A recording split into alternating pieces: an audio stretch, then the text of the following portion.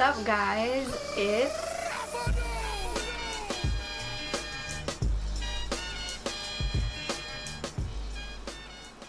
JK. It's not. It's Bree again. So I recently did a quote tag, and that turned out okay, I guess. Anyways, I am here to tell you guys how to survive college. Or, I mean, you're not really surviving, well, never mind. More like being dragged along through school.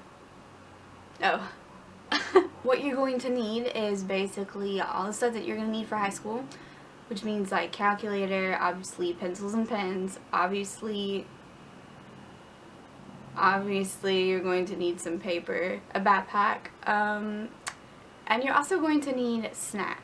I know, snacks, that's weird, right? But you're going to need them because when you have a class that's at 10, because that's when my first class is, I wake up at 9, and then I get ready, and then I eat as quick as I can because I don't like to eat in the morning. But anyways, by the time my first class is done, my stomach is growling.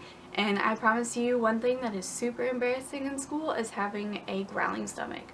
So make sure you have your snack with you, and make sure it's not loud when you're chewing. So now that we have the basics of what you're going to need down, besides I forgot to mention your schedule, one thing that you need to make sure you don't do, because I know everyone does this through middle school and everyone does this especially through high school, but please, for the love of God, do not procrastinate at all. Now, I know what you guys are thinking. Everyone procrastinates, obviously. I am the queen at it.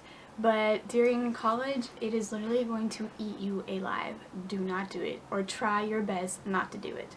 So if you have an assignment that's due 2 weeks from now, you need to be working on it as soon as you get it, because that way it's finished, it's out of the way, and you don't have to worry about it.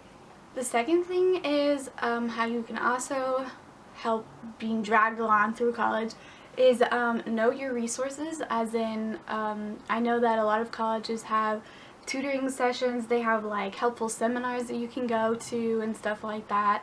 You may think it's embarrassing to go get help if you're really crappy at math, even if you don't know how to do 2 plus 2.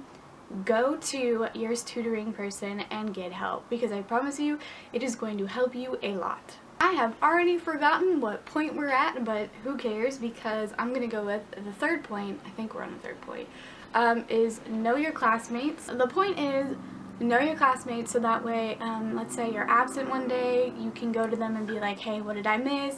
Could I have the notes for this? Or you could text them and be like, hey, do we have class this day? So that way you don't show up and you're the only one there.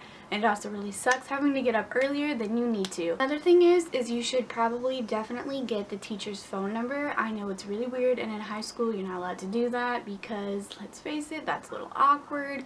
You're underage and that's not appropriate. But when you're in college, you're allowed to get the teacher's phone number, and they'll tell you hey, if you need any help, call me, text me if you want to reach me. Just kidding. But seriously, text them if you ever need any help or if you have any questions about it, and usually if you get a good professor, they're going to text you back, so that's good. The most important thing you need to know is that this is college, so you are paying for the education that you get. So if you have a problem with a teacher, or if you have a problem with a student, you can go to someone and you can fix it, because it's your money and you yourself are what is most important. So this isn't like high school. If you get a teacher you don't like, you're stuck with them and they could probably fail you on purpose. But if you're in college and let's say your teacher is confusing, isn't teaching the subject very well, you can go into the counselors or something, and you can ask, I don't know, drop the class, ask for your cash back, or do anything like that. So make sure that you remember that you're in control of your education. Honestly, okay, I'm just a sophomore in college. I haven't been here for very long. I am a beginner just as much as a freshman coming in. But one thing I know is that education is important, but it is not your life. So I just want to remind you guys to take it easy. If you want to change your major, then you change your major. It's your life. You have an interest in something, even if you don't think that you're going to get a very good job in it, If you like it, you go for it. And that's basically it, guys. There's College 101 from moi.